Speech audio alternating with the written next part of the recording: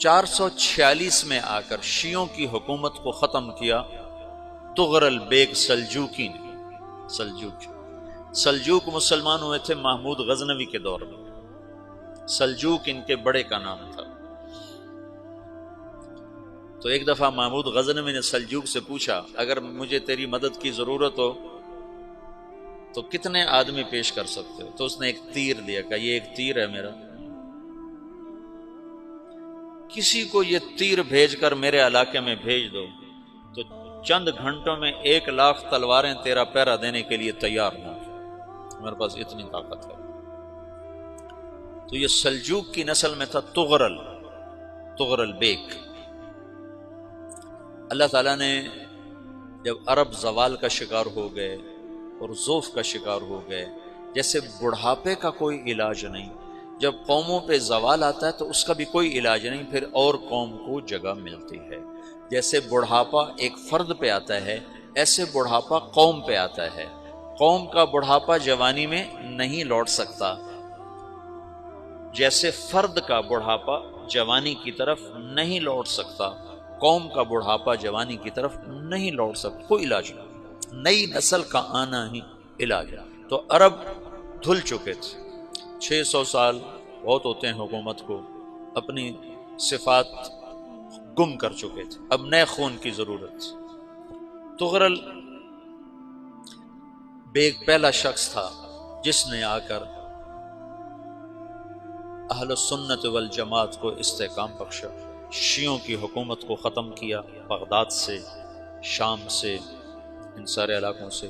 صلاح الدین ایوبی نے اسماعیلی شیعہ کی حکومت کو ختم کیا، مصر۔ العاضد ان کا آخری خلیفہ تھا۔ صلاح الدین ایوبی نور الدین زنگی رحمۃ اللہ علیہ کا پروردہ تھا، اس کا دوست تھا، اس کے دوست بھی تھا، بچہ بھی تھا اس کے سامنے، زیادہ لکھنے پڑھنے کا شوق تھا۔ پھر اللہ تعالیٰ نے اس سے کام لیا اور اس کو مصر کا گورنر بنا کے بھیجا، مصر کی مدد کے لیے بھیجا۔ تو وہاں اس نے صلاح الدین ایوبی نے وہاں ختم کیا، تغرل بیگ نے یہاں ختم کیا۔ تو پھر سلجوک جو تھے نا یہ اقتدار میں آئے، ادھر ختم ہو گئی سلطنت بنو عباس کی، مصر ایک چھوٹی سی ترکوں کی سلطنت۔ تو اللہ تعالیٰ پھر مرکزیت کے لیے ایک نظام چلایا، دو لشکر آپس میں لڑ رہے ہیں ایک میدان میں، ایک جنگلی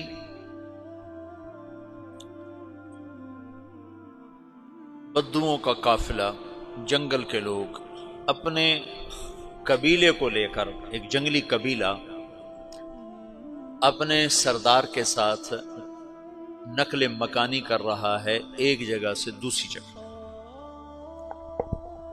اللہ کا نظام کہ یہ لوگ چلتے چلتے چلتے اس وادی میں پہنچ گئے جہاں جنگ ہو رہی ہے، دو لشکر آپس میں لڑ رہے ہیں۔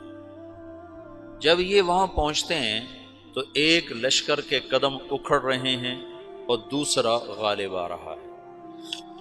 ان کو نہیں پتا شکست کھانے والے کون ہیں اور فتح پانے والے کون ہیں، ان کو نہیں پتا۔ اس جنگلی قبیلے کے سردار کا نام بھی تغرل ہے، تغرل۔ تو یہ سردار کہتا ہے جو شکست کھا رہے ہیں ان کی مدد کرو، کچھ پتہ نہیں کون ہے، کہتا جو شکست کھا رہے ہیں ان کی مدد کرو۔ تو 400 وحشی جنگلیوں نے فاتح لشکر کے پیچھے حملہ کر دیا۔ وہ تو ایک کافی ہوتا تھا، 400 دوڑ جب تلواریں پڑیں تو چند لمحوں میں نقشہ بدل گیا، بھاگنے والے جم گئے اور جمنے والے بھاگ پڑے۔ جب جنگ ختم ہوئی تو شکست خوردہ لشکر کے بادشاہ نے ان کو بلایا، اسے پوچھتا ہے مجھے جانتے ہو میں کون ہوں؟ کہا نہیں۔ کہا تو تم نے میری مدد کیوں کی؟ کہا انسانی ہمدردی کی وجہ سے، تمہیں شکست ہو رہی تھی اس لیے تمہاری مدد کی۔ پھر اس نے اپنا تعارف کرایا، میں ہوں سلیمان سلجوکی، ترکی کا بادشاہ۔ مسلمانوں کا لشکر تھا اور تاتاریوں سے شکست کھا رہا تھا، تاتاری فتح پا رہے تھے، مسلمان شکست کھا رہے تھے۔ تو وہ اللہ کی غیبی مدد بن کر آئے، تو وہ اس سے کہتا ہے میرے ساتھ رہنا پسند کرو گے؟ تم نے میرے اوپر احسان کیا ہے، میں اس کا بدلہ دینا چاہتا ہوں، میرے ساتھ رہنا پسند کرو گے؟ کہنے کا کر لوں گا۔ تو اس نے اس کو لے کر ترکی آیا، اور استنبول اس وقت روم کی حکومت میں تھا، اسے فتح کیا اس تغرل کے آگے چوتھے پانچویں پڑپوتے محمد فاتح نے۔ تو یہ استنبول ہے، یہ ترکی ہے، بیچ میں ایک چھوٹا سمندر ہے، یہاں ایک جاگیر ہے۔ تو سلطان سلیمان کہتا ہے یہ جاگیر تجھے وقف ہے، ادھر سے رومی مجھے تنگ کرتے ہیں حملے کر کر کے، تو میرا دفاع کرتے رہنا، یہ جاگیر تیری۔ اس جاگیر پہ اس نے اپنے قافلے کو آباد کر دیا، اپنے قبیلے کو، اور ایک چھوٹی سی حکومت بنا لی، جو ایک صوبہ سمجھو سلمان سلجوقی کا، وہ ایک چھوٹا سا صوبہ ہے۔ وہاں جب یہ رہ پڑا تو پھر یہ ایک شیخ کے بیت ہوتا ہے، وہاں شیخ طریقت ہے، ان کے یہ بیت ہونے جاتا ہے، وہ اس کو رات اپنے پاس ٹھہراتا ہے، تو ایک کمرے میں ان کو ان کا خادم ٹھہراتا ہے۔ یہ جب کمرے میں جاتا ہے تو سامنے دیوار میں طاقچے پر قرآن پڑا ہوا ہے، تو یہ تغرل بیگ کہتا ہے یہ کیا ہے، یہ کیا ہے؟ تو وہ خادم کہتا ہے یہ کتاب اللہ ہے، قرآن ہے۔ اچھا، وہ اس کو وہاں چھوڑ کے باہر چلا جاتا ہے۔ وہ دیہاتی آدمی، جنگل کا رہنے والا، پہلی دفعہ زندگی میں قرآن دیکھا، وہ کہتا ہے یہ قرآن ہے، اللہ کی کتاب ہے، میں اللہ کی کتاب کے سامنے سو جاؤں، کتنی بے ادبی ہے۔ تو اس نے ایسے قرآن اٹھایا اور سر پہ رکھ لیا اور کھڑا ہو گیا، ساری رات قرآن سر پہ رکھ کے کھڑا رہا۔ رات کے پچھلے پہر اس کو خواب آیا،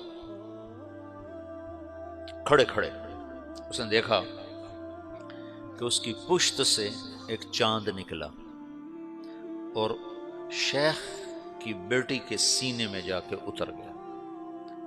پھر اس لڑکی کے سینے سے ایک درخت نکلا جو پھیلتے پھیلتے پھیلتے 3 بر اعظم پہ چھا گیا، افریقہ پر، یورپ پر، ایشیا پر۔ پھر اس کی آنکھ کھل گئی، وہ کھڑا ہوا ہے، تو اس نے صبح یہ خواب اپنے شیخ کو سنایا، تو انہوں نے اپنی بیٹی اس کے نکاح میں دے دی۔ اس بیٹی سے ایک بچہ پیدا ہوا، تغرل بیگ نے اس کا نام رکھا عثمان، عثمانی ترک نام سنا ہوا، جو میں نے کل بتایا تھا کہ 1924 میں وہ خلافت ختم ہوئی۔ تو ایک بیٹا پیدا ہوا عثمان۔ عثمان نے پھر ایک نئی اسلامی حکومت کی بنیاد رکھی جو 1924 تک چلتی رہی، کوئی 800 سال یہ حکومت چلی۔ تو حکومت کا شیرازہ بکھرا، لیکن پھر جڑ جاتا تھا، پر وہ کرنے